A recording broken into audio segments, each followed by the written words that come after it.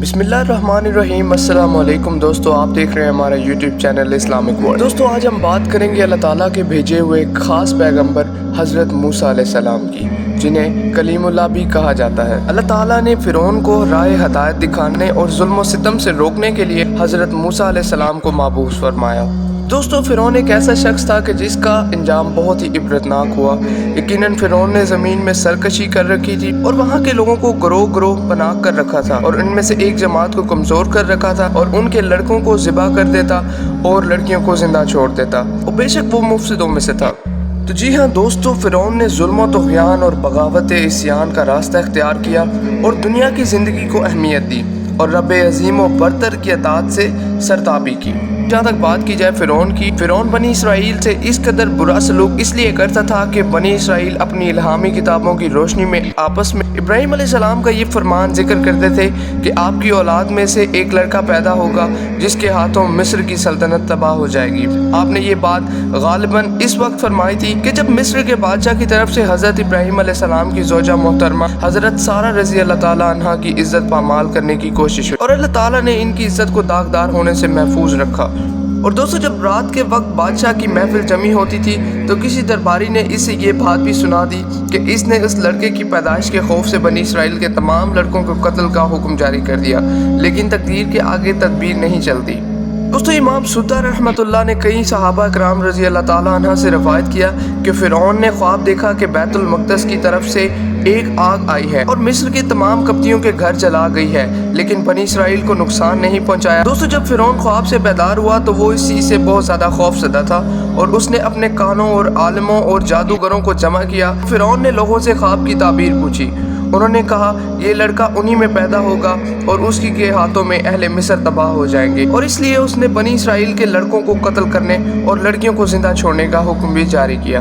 دوستو فرعون بنی اسرائیل کو ملنے والی بشارت اور اپنے خواب کی وجہ سے بے حد خوف زدہ تھا، لہٰذا اس نے ہر طرح کی احتیاطی تدابیر اختیار کی تاکہ موسیٰ علیہ السلام کی پیدائش ہی نہ ہو سکے۔ حتیٰ کہ اس نے کچھ مرد اور عورتوں کو اس کام کے لیے مقرر کر دیا تھا کہ جو عورتیں امید سے ہوں ان کے پاس جائیں، چنانچہ جب بھی کسی عورت کے ہاں بیٹا پیدا ہوتا جلات اسی وقت اس بچے کو ذبح کر دیتا۔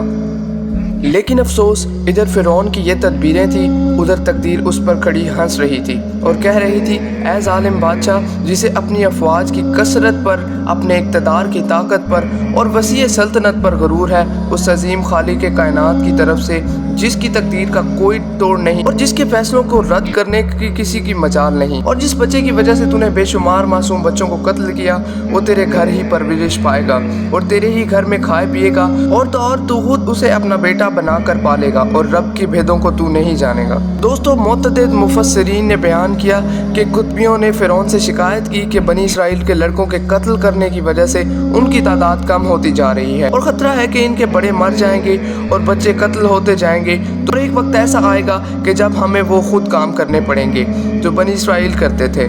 تو اس پر فرعون نے حکم دیا کہ 1 سال بچوں کا قتل کیا جائے اور 1 سال انہیں چھوڑ دیا جائے۔ دوستو یہاں پر اللہ تعالیٰ کا فیصلہ ہی کچھ یوں تھا کہ جس سال حضرت ہارون علیہ السلام کی پیدائش ہوئی اس سال بچے قتل نہیں کیے جا رہے تھے، لیکن جس سال حضرت موسیٰ علیہ السلام پیدا ہوئے اس سال بچوں کا قتل کیا جا رہا تھا۔ تو دوستو جب حضرت موسیٰ علیہ السلام کی ولادت ہوئی تو اللہ تعالیٰ نے ان کے دل میں ڈال دیا تھا کہ ان کے لیے ایک صندوق بنا لیں۔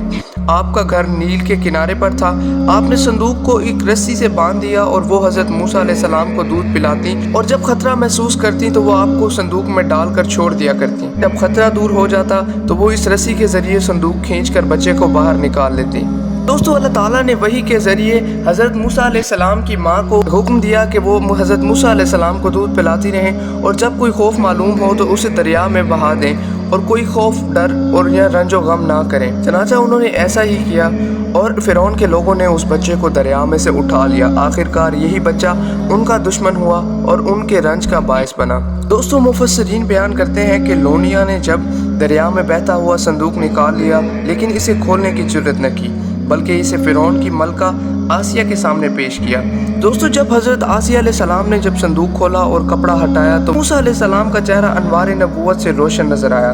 جب ان کی نظر آپ کے چہرہ اقدس پر پڑی تو ان کے دل میں آپ کے لیے شدید محبت پیدا ہو گئی۔ جب فرعون آیا تو بولا یہ کیا ہے اور اسے ذبح کر دینے کا حکم دیا۔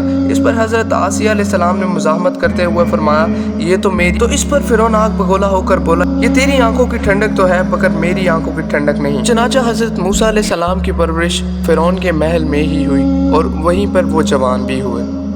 لیکن دوستو فرعون اس چیز سے باخبر تھا کہ اس کے محل میں پلنے والا یہ جوان ہی اس کی سلطنت کا ختم کرنے والا ہے۔ دوستو فرعون اور آل فرعون کے تمرد میں اضافہ ہوتا گیا، وہ توحید کے دلائل اور پیغمبرانہ معجزات سے بھی فیض یاب نہ ہو سکے اور ان کی سزا کا وقت آ پہنچا، اور ساتھ ہی ساتھ اہل مصر میں سے صرف چند افراد ایمان لائے جن کی تعداد ایک قول کے مطابق صرف 3 ہے۔ دوستو بنی اسرائیل نے فرعون سے اپنی ایک عید منانے کے لیے شہر سے باہر نکلنے کی اجازت مانگی۔ وہ پسند تو نہ کرتا تھا مگر اس نے اجازت دے دی، چنانچہ انہوں نے نکلنے کی تیاری کی۔ اصل میں وہ تیاری مصر سے ہمیشہ کے لیے چلے جانے کی تیاری تھی، تو یہ پروگرام ہجرت کے لیے بنایا گیا تھا۔ بابیل میں مذکورہ ہے کہ بنی اسرائیل نے اللہ تعالیٰ کے حکم کے مطابق مصریوں سے سونے چاندی کے زیورات مانگے اور انہوں نے دے دیے۔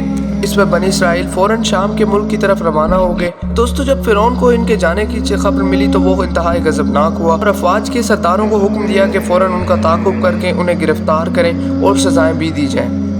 تو دوستو اس پر اللہ تعالیٰ نے حضرت موسیٰ علیہ السلام کو وحی کی راتوں رات اہل ایمان کو لے کر نکل جائیں اور خوف نہ کریں کہ فرعون ان کا تعاقب بھی کرے گا۔ تو اس پر حضرت موسیٰ علیہ السلام اہل ایمان کو لے کر روانہ ہو گئے۔ تو دوستو فرعون ان کا تعاقب کرتے کرتے ان تک جا پہنچا، اور چنانچہ جب دونوں جماعتیں آمنے سامنے ہوئی تو لوگ ڈر گئے۔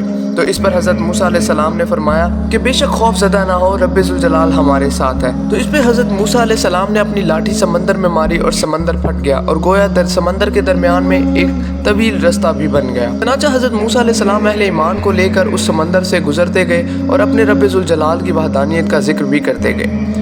ایک وقت ایسا آیا کہ جب اہل ایمان اور حضرت موسیٰ علیہ السلام اس رستے کو پار کر چکے تھے۔ دوستو عین اسی وقت فرعون کا لشکر سمندر میں بنے ہوئے راستے میں داخل ہو رہا تھا۔ آخرکار فرعون نے اپنا گھوڑا سمندر میں داخل کیا۔ جب فوجیوں نے اسے سمندر میں داخل ہوتے دیکھا تو وہ سب بھی اسی کے پیچھے سمندر میں داخل ہو گئے۔ جب فوج کا اگلا حصہ سمندر سے نکلنے کے قریب تھا، اللہ تعالیٰ نے اپنے کلیم کو وحی کے ذریعے حکم دیا کہ وہ سمندر میں اپنا عصا مار دیں۔ فوراً سمندر اسی طرح روا ہو گیا جیسے پہلے ٹھاٹے مار رہا تھا، اور اسی طرح سب غرق ہو کر رہ گئے اور ان میں سے ایک بھی نجات نہ پا سکا۔ اور اسی طرح اللہ تعالیٰ نے اپنے نیک بندوں کو نجات دی اور ان میں سے کوئی بھی غرق نہ ہوا، اور اللہ تعالیٰ کے دشمن سب کے سب غرق ہو گئے۔ اور بے شک یہ ایک واضح دلیل ہے کہ رب ذوالجلال قدرت و طاقت والا ہے۔ دوستو اس ویڈیو کے بارے میں اپنے خیالات کا اظہار کمنٹ سیکشن میں ضرور کیجیے گا، اور ساتھ ہی ساتھ چینل کو سبسکرائب کر دیں اور بیل آئیکن کو دبانا مت بھولیے گا تاکہ ہماری آنے والی ہر نئی ویڈیو آپ تک بآسانی پہنچتی جائے۔ تب تک کے لیے اللہ حافظ۔